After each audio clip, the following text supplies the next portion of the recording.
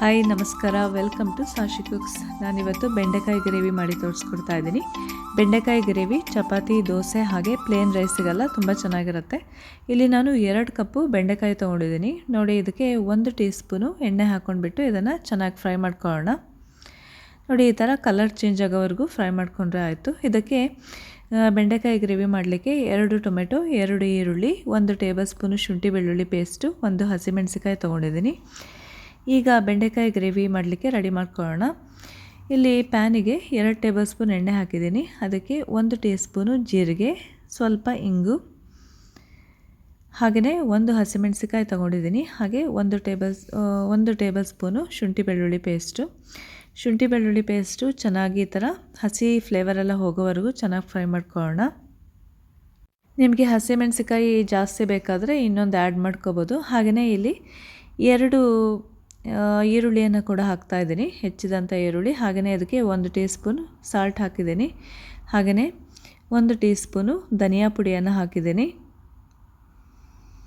ಹಾಗೆ ಅದಕ್ಕೆ 1 tea spoon ಖಾರದ ಪುಡಿಯನ್ನು ಕೂಡ ಹಾಕ್ಕೊಂಡಿದ್ದೀನಿ. ಇವೆಲ್ಲವನ್ನು ಕೂಡ ಚೆನ್ನಾಗಿ ಫ್ರೈ ಮಾಡ್ಕೊಳ್ಳೋಣ. ಹಾಗೆಯೇ 2 ಟೊಮೆಟೊ ಕೂಡ ಹಾಕ್ಕೊಂಡಿದ್ದೀನಿ, ಹೆಚ್ಚಿದಂಥ ಟೊಮೆಟೊ. ಹಾಗೆ ಅದಕ್ಕೆ 1/4 ಟೀ ಸ್ಪೂನ್ ಅರಿಶಿನ ಪುಡಿ ಹಾಕ್ಕೊಂಡಿದ್ದೀನಿ.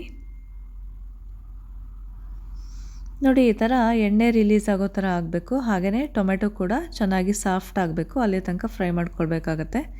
ಅದಕ್ಕೆ ಈಗ 1 ಟೇಬಲ್ ಸ್ಪೂನು ಕಡಲೆ ಹಿಟ್ಟನ್ನು ಹಾಕ್ಕೊಂಡಿದ್ದೀನಿ. ಕಡಲೆ ಹಿಟ್ಟಿನ ಹಸಿ ಫ್ಲೇವರ್ ಹೋಗೋವರೆಗೂ ಫ್ರೈ ಮಾಡ್ಕೊಂಡ್ಬಿಟ್ಟು ಅದಕ್ಕೀಗ ನೀರನ್ನು ಆ್ಯಡ್ ಮಾಡ್ಕೊಂಡಿದ್ದೀನಿ.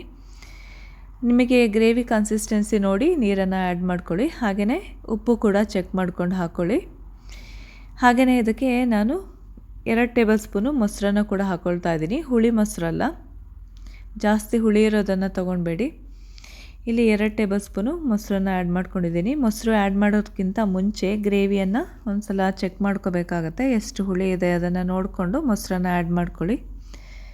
ನೋಡಿ, ಒಂದು ಕುದಿ ಬಂದಮೇಲೆ ಇಲ್ಲಿ ಬೆಂಡೆಕಾಯಿನ ಆ್ಯಡ್ ಮಾಡ್ತಾಯಿದ್ದೀನಿ. ಹಾಗೆಯೇ ಅದೇ ಟೈಮ್ನಲ್ಲಿ ಈಗ ಚಪಾತಿಯನ್ನು ರೆಡಿ ಮಾಡ್ಕೊಳ್ಳೋಣ. ಚಪಾತಿ ಹಿಟ್ಟಿಗೆ ಉಪ್ಪು ಹಾಗೆಯೇ ಸ್ವಲ್ಪ ತುಪ್ಪ ಹಾಕ್ಕೊಂಡ್ಬಿಟ್ಟು ಈ ಥರ ನಾದ್ಕೊಳ್ತಾ ಇದ್ದೀನಿ. ನೋಡಿ, ತುಪ್ಪ ಹಾಕ್ಕೊಂಡ್ರೆ ತುಂಬ ಸಾಫ್ಟ್ ಆಗುತ್ತೆ. ಹಾಗೆಯೇ ಇದನ್ನು ನೋಡಿ, ಇಲ್ಲಿ ಗ್ರೇವಿ ಕೂಡ ರೆಡಿ ಆಗಿದೆ. ಬನ್ನಿ ಈಗ ಚಪಾತಿಯನ್ನು ರೆಡಿ ಮಾಡ್ಕೊಳ್ಳೋಣ. ಚಪಾತಿ ಮಾಡುವಾಗ ಹಂಚು ಚೆನ್ನಾಗಿ ಕಾದಿರಬೇಕಾಗತ್ತೆ. ನೋಡಿದ್ರೆ ಇಲ್ಲಿ ಚಪಾತಿ ಕೂಡ ರೆಡಿಯಾಗಿದೆ. ಹಾಗೆಯೇ ಬೆಂಡೆಕಾಯಿ ಗ್ರೇವಿ ಕೂಡ ರೆಡಿಯಾಗಿದೆ. ನೀವು ಕೂಡ ಖಂಡಿತ ಟ್ರೈ ಮಾಡಿ. ಚಪಾತಿಗೆಲ್ಲ ತುಂಬಾ ಚೆನ್ನಾಗಿರುತ್ತೆ ಗ್ರೇವಿ.